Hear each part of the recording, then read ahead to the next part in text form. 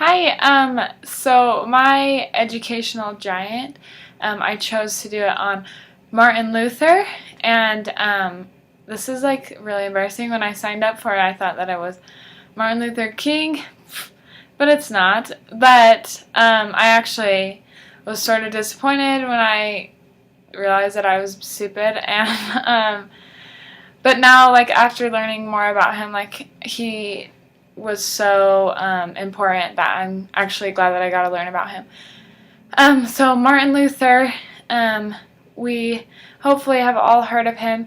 He was a man who was born, and he was kind of in the medieval Dark Ages time, and so around like 1400 he was born in there.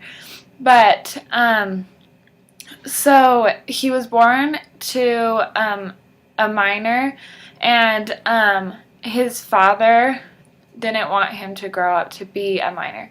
And so he worked as hard as he could and made sure that Martin Luther got into school at an early age so that he didn't have to be a miner and that he could amount to something really spectacular. And so Martin Luther ended up going to school really young and worked really hard. And so he went to school for a really long time and was just on the verge of graduating and becoming a lawyer. And so that just kind of gives you an idea of how long exactly he did go to school. But right before he was going to graduate and get his certificate, he got caught in a thunderstorm, and it was really severe, and Luther thought that he was going to die. And so he said a prayer and said, "Please help me. If I make it, like, I'll become a monk." And so that's how we know him. We don't know him as Martin Luther, the almost lawyer. He's the monk. And actually he kept true to his promise, and 2 weeks after the thunderstorm and after he prayed, he entered the monastery. When I was reading and researching, a lot of things said that he had a really hard time with having an assurance of salvation. It was something that was always on his mind and he was always thinking about. And so when he entered the monastery, his mentor kind of told him that that should be his focus and that he should really focus on finding that assurance and that peace of mind. And so Martin Luther, he worked really hard and ended up just giving himself to the Lord and trusting in him, and he felt really assured after not too long.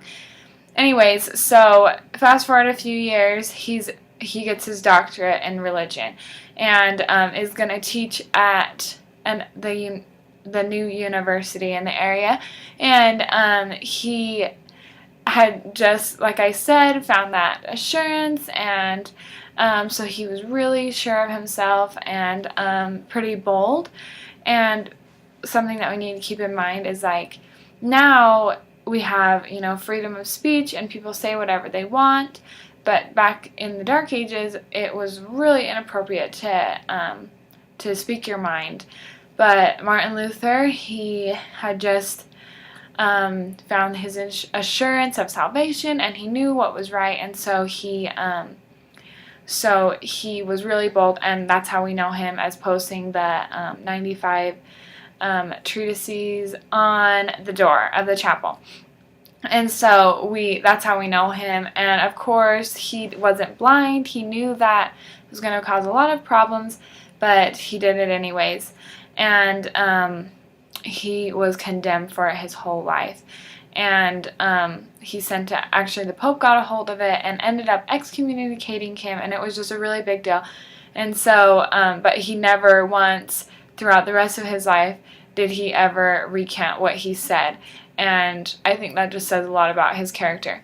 But when I relate this to education, he actually did a lot for education, and I had no idea about any of this, and that's why I'm glad that I got to research him. But he wrote a few little papers about what he thought education would be, but they were just a few, but they were super profound and made an impact on a lot of people. The one that really stuck out to me is he really stressed the equality issue, and I when I heard about it, I can even imagine, because I didn't even know that people even thought about women getting an education then, or the poor getting an education then. I thought it was strictly for men who are wealthy, and so what his paper was about equality in education, and how he thought that everybody should have a chance to get a proper education, and that they should make sure that that happens. And I mean, it didn't stick, because we know that like women didn't have equality like really heavily until, I mean, 100 years ago. And but we know that he did think about it, and that's pretty profound, because that was 500 years ago.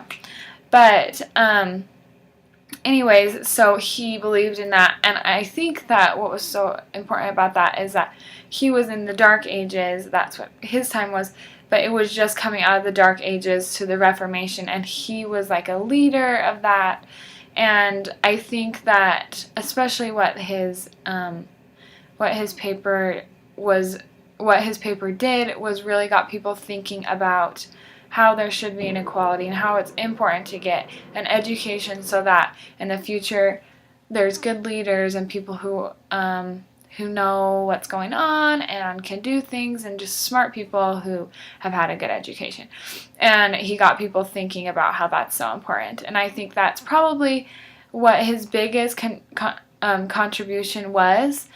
Also, he believed that church and school should be linked, but of course we know that there's separation of church and state now. But I think that it is really profound that even clear back in 1500s, Martin Luther really stressed equality, and I think that's something that we can remember, and that it's really important. And so I'm really glad that I got to learn about him, because me valuing my education, I would hope that back then I would be excited about him wanting me to get an education as a woman. And so that's Martin Luther for you, and I hope that you learned something about him. Thanks.